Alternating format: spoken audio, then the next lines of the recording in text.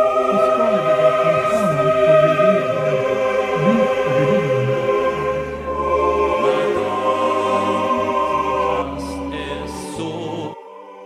Hai, jumpa lagi bersama saya. Oke, kali ini saya bersama dengan Pak Yan, ya. Beliau adalah pemandu wisata yang akan bercerita salah satu kota yang terdapat di negara Jerman, tepatnya di Jerman Selatan atau Tenggara ya Pak ya? Iya, betul, Oke, salah satu kota yang namanya susah sih sebenarnya. Tulisannya pakai bentol-bentol, Atloting. Betul lah. Atloting. Oh, Atloting tuh kan salah kan? Atloting namanya. Atletong lah, katetong, Atloting ya. Jadi saya pernah ditunjukin kota itu adalah merupakan salah satu kota dengan fiturnya untuk biasa orang datang ke sana untuk ziarah, terutama adalah ziarah umat Katolik ya. Jadi kita akan dengar langsung dari Pak Yan ya. Kenapa kok kota itu, beliau kok pengen cerita tentang kota itu. Oke, yuk kita simak ya. Pak Yan, apa kabar? Baik Bu, Sehat. sore. Oke. Halo guys. Oke, Pak Yan, pengen cerita, katanya mau cerita tentang Atloting. Atloting. Salah Atloting. lagi. Atloting. Atloting. Jadi kenapa sih kok pengen cerita itu? Ya, ya pertama-tama ini saya mau cerita mengenai Jerman ya. Jadi salah satu negara yang di Eropa itu sebenarnya underrated, kita bilang ya, underrated. Jadi Apa tuh underrated? underrated Peringkat. ya. Jadi mungkin orang tidak tahu itu merupakan sebuah tempat underrated destinasi artinya. Oke, jadi bukan suatu destinasi yang tujuan orang biasa datang gitu. Betul. Ya. Jadi orang ya istilahnya kota apa sih, kota kecil gitu sebetulnya gitu kan, nggak ada ininya. Ya negara itu sendiri. Kalau Jerman ya. gini, kalau kita tahu di dunia ini kan sekitar mungkin 80-90 juta per tahun orang mengunjungi Prancis. Ya. Ya, setelah itu Spanyol, Amerika dan China dan sebagainya. Baru Jerman itu sekitar mungkin setahun kira-kira hampir 40 juta. Oke. Jadi di peringkat 8. Peringkat 8 ya. Jadi memang Jerman memang fokusnya kebanyakan kan dia negara industri. Ya, jadi turisme itu sebenarnya mungkin tidak banyak di-endorse sama pemerintahnya. Iya, iya. Dan juga peraturan visa, kita tahu visa Schengen Jerman itu termasuk salah satu yang paling sulit sebenarnya. Iya. Ya. Nah, kita perkecil lagi sektornya, kenapa kita jadi kita kunjungi lagi negara bagiannya sekarang ya. Jadi Jerman punya 15 negara bagian. Ya, kita tahu, dan salah satu negara bagian dengan luas terbesar adalah negara bagian Bayern atau dalam bahasa Inggrisnya Bavaria. Bavaria, iya. Ya. Bavaria, iya. Jadi kita tahu kalau negara Bavaria itu identik dengan mobil BMW. Iya. Ya, BMW, atau juga dengan FC Karena di Bayern sana München. ada juga pabriknya ya, ada museumnya betul. juga di sana ya. Ada ya Guys, pabriknya di situ. Iya. Jadi ada pabriknya, juga ada FC Bayern München. Ya, klub sepak bola terkenal. Negara Bayern ini juga salah satu negara yang super kaya di dunia, mungkin top 10 di dunia ya, state ya. Terus juga dia punya banyak sekali tempat yang bisa dikunjungi, tempat wisata sebenarnya ya. Jadi dia punya kota yang besar, Munich ya, München ya, 1,3 juta penduduknya. Dia punya gunung ya, jadi gunung tertinggi di Jerman Zugspitze. Kalau nggak salah 2000, saya lupa 2900 atau 2700, pokoknya kurang dari 3000 meter. Itu gunung tertinggi di Jerman. Terus dia punya banyak sekali danau. Ya, danau, dia punya banyak sekali kastil-kastil ya. Mungkin Ibu Wira tahu ya, kastil Neuschwanstein. Nah, itu cakep yang banget terkenal. itu Castle ya. Castle Kastil ya. Bahasa Indonesia kastil. Kalau kita lihat fitur dari Disney, nah itu dia. Betul. Ya, oke. Jadi Mr. Walt Disney dulunya mengcopy. Terinspirasi ya. Betul. Dengan Iya, itu. Bu. Ya. Nah, terus selain itu juga banyak ada beberapa kastil lainnya ya, yang dibuat oleh dulu zaman namanya nama rajanya namanya Ludwig II. Oke. Ya. Dan juga banyak sekali tempat-tempat lain, kota-kota di Bavaria sendiri, di Bayern sendiri yang bisa kita kunjungi selain Munich ya. Jadi ada Munich, ada Nuremberg, ya ada Rothenburg ya. Rothenburg of the Tauber, itu sebuah kota kecil yang bagus sekali. Jika Anda belum pernah pergi ke Rothenburg, berarti Anda belum ke Jerman. Itu motonya. Oke. Dengan khas Jermannya semua di sana lengkap. Betul. Ada ya. Ada lagi yang terkenal, Bu, mungkin Ibu tahu bir ya, Oktoberfest. Iya. Karena bir itu memang produksi dari kita tahu Eropa ya, Jerman, Ceko itu semua bir ya mulainya. Dan juga Jerman, ya. di Bavaria itu punya bir khusus, yaitu bir yang campur dengan gandum. Namanya Weizen beer. Di sini juga ada ya yang kita masuk dari Betul. Jerman ya. Paulaner. ya. Yang terkenal adalah Paulaner, Erdinger dan sebagainya. Iya. Oke, kita kembali lagi ke Alt-Toting. Alt-Toting. Jadi alt itu artinya tua. Oh, alt itu artinya tua, guys. Ternyata. Iya, jadi ada kota ALT ya tulisannya. ALT, betul. Jadi Oke, ada kota, nanti mau tahu tulisannya nih, nanti di sini ditulis ya. Oke. Iya, jadi ada kota Alt-Toting, ada kota sampingnya Neutoting. Tuh susah. Oke, nanti Alt-Toting di sini deh tulis. Oke, Ayan. Jadi sebenarnya apa sih yang menarik di kota itu? Kenapa kok Payan bilang mesti pergi ke sana gitu? Ada apa sih sebenarnya? Ya sebenarnya Alt-Toting ini kalau kita bilang menarik ya mungkin hanya spesifik untuk orang Katolik ya sebenarnya ya. Oke, ya. Ya karena kenapa? Tempat orang ziarah ke sana. Iya, tempat orang ziarah. Tetapi ini juga sebuah kota yang dinamakan jantung dari Bavaria. Ya, Heart of Bavaria. Kenapa dia sebut begitu? Karena ini merupakan suatu tempat ziarah ya. Kita tahu hanya ada beberapa tempat ziarah yang di-endorse, diakui oleh Vatikan, ya, oleh Paus ya. Di Eropa ini ada 7, ya. Jadi di-endorse itu maksudnya gimana nih supaya pemirsa tahu nih? Ya, jadi istilahnya di-endorse itu diakui oleh Vatikan. Diakui oleh gereja, diakui oleh pemimpin gereja, oleh Paus ya. Jadi pemimpin gereja umat Katolik itu adalah Paus. Paus sudah istilahnya merestui bahwa Alt-Toting ini adalah menjadi satu tempat yang memang sebagai suatu tempat ziarah. Betul. Ya. Karena banyak sekali mukjizat terjadi. Banyak mukjizat di sana yang dipercayai oleh umat Katolik di sana terjadi. Ya. Betul. Mukjizat itu banyak artinya ya. Jadi kadang mungkin ada orang yang mempunyai permintaan tertentu di mana mereka berdoa di gereja tersebut, ternyata mereka mendapatkan apa yang mereka dikabulkan. Inginkan ya sesuai dengan apa doa mereka. Oke. Ya, jadi tadi kita kembali ada 7 ya gereja, ada 7 gereja atau tempat ziarah di Eropa dan salah satunya adalah di Alt-Toting ini di Jerman. Ya, jadi namanya ada Chapel of Grace, tempatnya sebuah gereja kecil yang sudah tua sekali, ya mungkin disinyalir dibangun sejak abad ke-13 ya kalau nggak salah ya, abad ke-13 ke-14. Tetapi itu sebenarnya di dalamnya ada sebuah patung Bunda Maria yang dibuat dari kayu, mungkin semacam kayu lime tree. Lime tree ya, kayu limo ya, saya juga nggak ngerti kayu limo, bukan kayu jati ya? Bukan, kayu-kayu di sana. Nah, dan itu sudah dipahat sejak 700 abad ke-7 lah. Abad ke-7. Memang dari awal berada di gereja sini. Bukan, itu dari tempat lain, itu sebenarnya mungkin asalnya dari Burgundy. Dari daerah Prancis ya, dibawa ke sana betul oleh rahib-rahib zaman dulu. Nah, jadi kenapa menjadi hitam? Karena pertama juga mungkin jenis kayunya itu ya dimakan usia, dan kedua juga karena kebanyakan asap dari ya kita bilang asap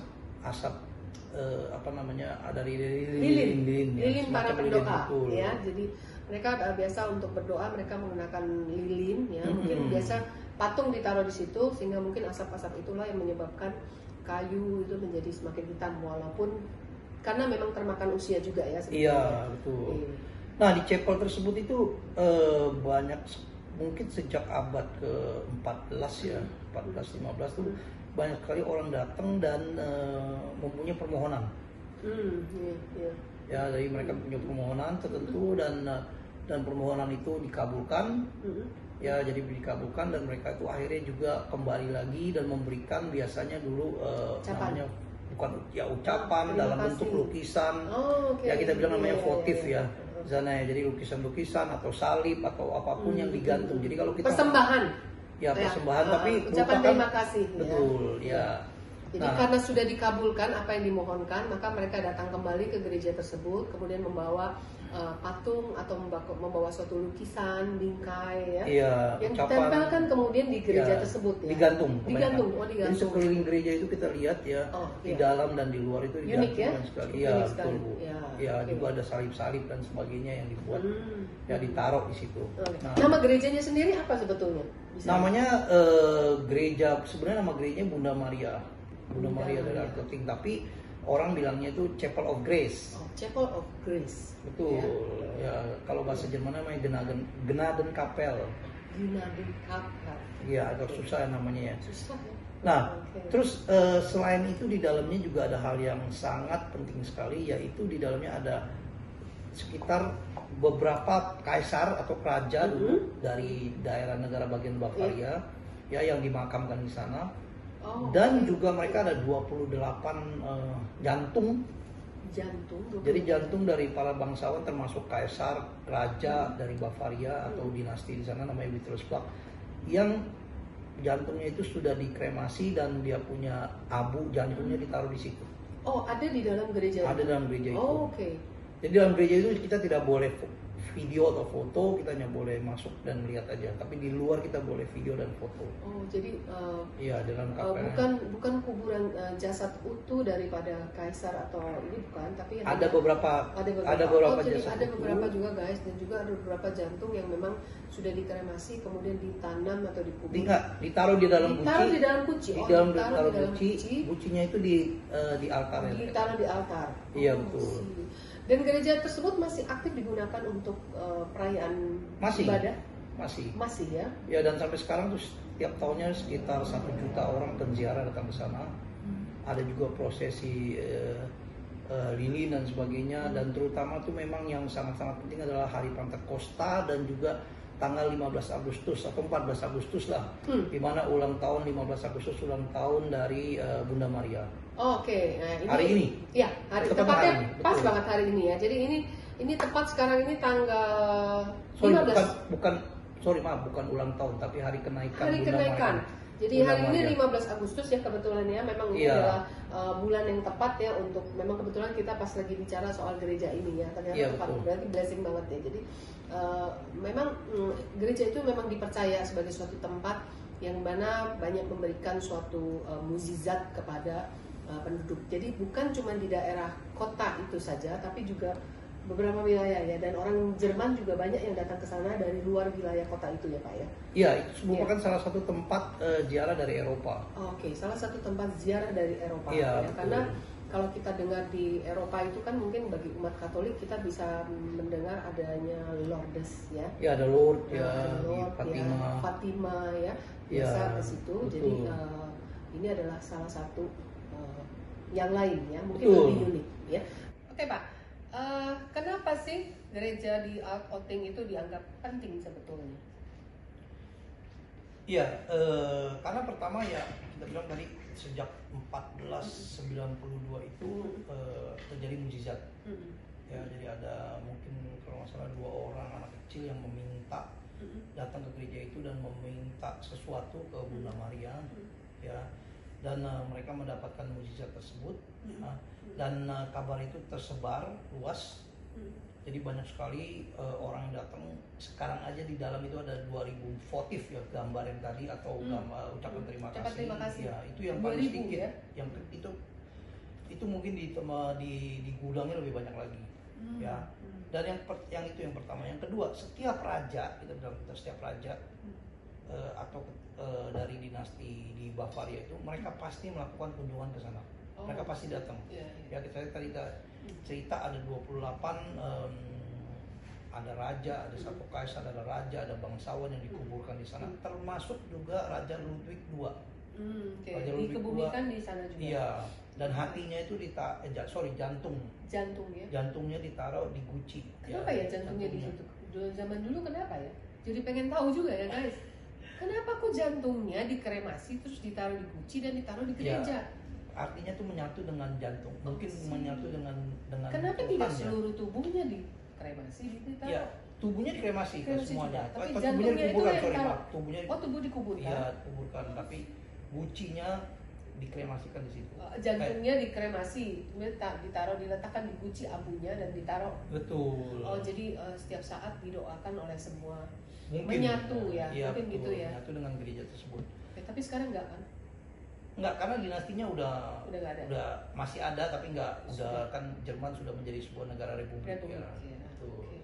Nah, selain itu juga ini diakui, jadi sejak zaman Paus ya, zaman dulu Paus saya lupa kapan, tapi ada satu Paus Bonifacius namanya ya. Itu dulu membuat jalur atau menetapkan sebuah jalur ziarah. Kita tahu ada jalur ziarah yang terkenal yaitu ke Fatima, bukan Fatima, maaf, tapi ke Compostela, betul ya, namanya Camino Way. Ya, itu jalur, kalau bahasa Inggrisnya namanya Saint James, tapi bahasa Indonesia Santo Yakobus. Ya, mereka bisa jalan dalam beberapa berbulan ya. Iya, betul. Pindah dari satu gereja ke gereja lain dengan jalan kaki ya kalau betul. Nah, ini jadi gereja tersebut dulu dimasukkan ke salah satu jalan tersebut. Jadi selalu dimampir oleh para peziarah. Betul. Nah, belakangan kita tahu ada satu paus dari Jerman yang masih hidup tetapi sudah pensiun jadi paus ya, Paus Benedictus ke-16. Ya, jadi sebelum Paus Fransiskus ini, dan dia lahir dan menghabiskan masa remajanya kira-kira mungkin 15 sampai 30 menit ya, atau kilometer di rumahnya di situ. Jadi tidak jauh dari kota tersebut. Nah, mereka juga membuat sebuah jalur ziarah, namanya jalur ziarah Benedictus. Oke. Jadi cukup menarik sekali ya. Walaupun ini kota kecil, walaupun sekarang mungkin jarang orang yang ke sana ya, karena mungkin ada kesulitan nggak menempuh ke sana. Kalau kita gampangnya lah, kita dari Jakarta, dari Indonesia, kita terbang menuju ke Jerman, salah satu kota yang terdekat dengan Attotting ini, kita terbang kemana sebetulnya? Sebenarnya gampang sekali, karena ini posisinya hanya tidak jauh dari Munich ya. Munich ya, oke. Ya. Jadi kita Jakarta Munich juga Jakarta bisa Munich, ya. langsung dari dengan situ, berbagai penerbangan Jakarta Munich ya, dan dari situ kita tinggal lewat darat. Iya, ya. tidak sampai sejam, Bu. Oh, tidak sampai sejam. Jadi cukup dekat sekali, nggak sampai 1 jam kita sudah sampai lokasi tersebut ya. Jadi itu cukup mudah ya dijangkau ya. Iya. Kemudian satu lagi Pak Yan, kira-kira yang menarik nih, lokasi saya udah menarik, oke. Untuk makan di sana, kita kan pasti ujung-ujung ini makan deh, cari makan. Makan di sana gimana yang menarik? Apakah nggak masalah? Ya, terus terang ada satu makanan terkenal ya dari daerah Bavaria ini ya, mohon maaf ini non halal ya. Jadi memang yang terkenal adalah kaki babi. Kaki babi. Pork knuckle ya. Ya. Dan buat mungkin orang yang suka ya pork knuckle ditambah plus white beer, bir gandum itu enak sekali. Ya. Tapi kalau saya halal, kok saya halal? Saya tidak makan makanan non halal. Harus makan apa saya? Banyak sebenarnya tempat yang biasanya saya bawa abon sih, Pak. Jadi makan apa dong saya di sana? Ya, Ibu kalau mau makan di Jerman apapun ada, Bu. Kita bisa makan steak. Ada sebuah steak yang sangat terkenal di Jerman. Oh gitu. Ya, ini salah satu tips sangat rahasia dari saya, yaitu coba kunjungi namanya Blockhaus. Oke, Blockhaus guys, jangan lupa. Itu di mana aja adanya? Jadi Blockhaus itu dia punya franchise di mana-mana ya di Jerman, Mbak. Kota-kota besar, steak ya, steak sapi ya. Steak sapi. Ya, dia memang hanya jualannya sapi dan kalau nggak salah sapi. Sosis? Lamb enggak, dia nggak jual. Dia pokoknya tidak, dia itu istilahnya mungkin tidak jual babi lah di situ. Oh iya. Halal, jadi halal. Itu bisa menjadi satu objek di mana kita kalau kita ke Jerman itu kita cari Blockhaus ya. Betul, Bu. Salah satu lagi Jerman kan terkenal sama sosis ya. Iya, betul. Nah, di mana tuh kita bisa makan sosis enak? Kalau kayak kita ke Munich nih, karena kita mau ke kota Attotting, kita kan terbang ke Munich. Nah, kita mau makan sosis yang enak di sana di mana? Di Munichnya juga. Terus terang Munich juga atau daerah Bavaria punya satu sosis putih. Bavaria, betul. Iya, Bavaria punya sosis putih, tapi sosisnya itu direbus. Dari ayam? Sosis kebanyakan dari babi, Bu. Wah, babi. Iya. Oke. Oh, kebanyakan dari babi ya. Betul. Oke. Nggak ada sosis sapi ya? Ada sosis sapi di toko Turki. Oh, toko Turki. Oke, jadi memang beda ya. Jadi memang untuk kita yang berkunjung ke wilayah Eropa ya, mungkin ya kita harus meninjau makanan ini halal atau non halal ya. Jadi banyak karena mereka di sana juga produksi pork atau babi itu banyak ya. Jadi sosis kebanyakan itu adalah non halal ya. Jadi kalau kita makan di sana ataupun di restoran guys, mungkin kita harus cek dulu ya, tanya. Dan biasanya di resto sudah dicantumkan halal dan non halal ya. Ini kalau nggak halal disebutin, oh ini ada gambar porknya atau disebutin. Tapi ya kadang ada beberapa hotel yang memang bintang-bintang tertentu mereka nggak sebut, mereka sajikan aja ya, biasa roti ya, sandwich atau telur atau ada sosis ya, itu ada scramble egg atau telur dikocok-kocok gitu ya. Nah itu ya kita harus waspada. Biasanya rata-rata sosis yang disajikan di hotel itu adalah non halal ya. Paling aman ya makan roti sama telur atau pisang ya, itu paling aman ya. Oke. Terus untuk penginapan di sana, kalau kita ke sana kita nginap, baiknya hotel bagaimana yang kita harus pilih? Amankah di sana? Hotel banyak sekali Bu di sana ya. Jerman termasuk salah satu negara aman ya, tetapi tentunya sekarang ini banyak sekali yang udah kita bilang bukan homeless ya, jadi memang pencuri menyamar jadi turis. Ya dimanapun juga ya, dimanapun juga di pusat kota atau di tempat ziarah atau dimanapun juga, jadi ada ya? Benar, turis-turis atau pencuri yang menyamar jadi turis biasa atau dengan backpack. Itu orang lokal atau orang luar sebetulnya?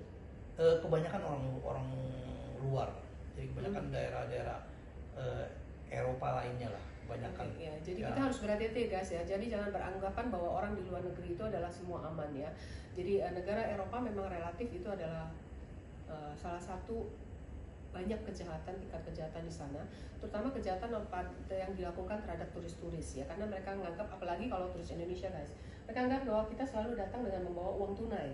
Betul ya. Jadi kebiasaan dari kita memang pergi selalu membawa uang tunai. Jadi memang lebih baik mulai sekarang ya kita membatasi berapa banyak uang yang kita bawa, mungkin selebihnya kita gunakan kartu kredit ya. Itu relatif lebih aman karena di sana itu banyak juga penjahat ya, banyak juga rampok, banyak juga jambret ya.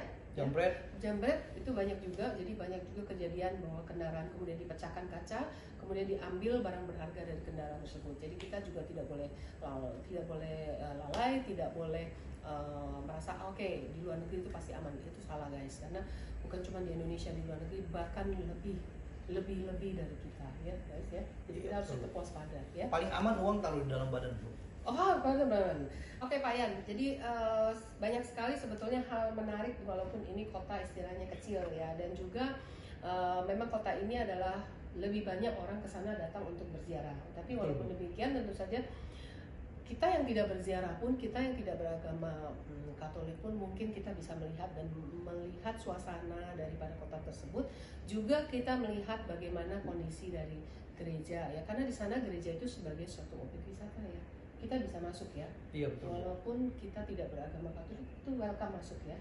Tapi dengan tentunya mengikuti syarat-syarat ya, misalnya tidak boleh buat foto, tidak boleh video untuk area di dalam altar ya, tapi di area luarnya cukup menarik ya. Jadi saran Pak Yan, kalau memang kita punya waktu ya dan memang ada budget ya, boleh melihat kota-kota sekitar Munich ya. Jadi bukan cuma kota besar saja yang kita kunjungi ya di negara Jerman, banyak kota-kota lain yang merupakan kota-kota kecil dan juga istilahnya desa-desanya Jerman ya, yang itu cukup indah dan cukup menarik. Selain kita cobain lokal makanan ya, jadi makanan setempat ya, mungkin minumannya, mungkin bir ya, sambil kita melihat bagaimana sih kehidupan mereka di sana. Oke Pak Yan, terima kasih banyak atas ceritanya, cukup menarik. Next mungkin kita kalau mau cerita lagi mungkin ada beberapa, saya dengar ada beberapa gereja menarik lainnya ya, salah satunya mungkin di daerah yang gereja Tengkorak ya. Boleh ya, nanti kita bakal cerita tentang salah satu gereja ya, bagaimana gereja itu dipenuhi dengan tengkorak ya. Itu cukup menarik juga, dan mungkin juga banyak dari teman-teman yang pengen tahu kenapa kok begitu ya. Jadi cukup menarik, bukan cuma karena bangunannya tapi juga riwayat dari terbentuknya gereja tersebut. Oke, terima kasih banyak, sehat selalu, salam untuk keluarga, sukses selalu. Oke, thanks guys, bye.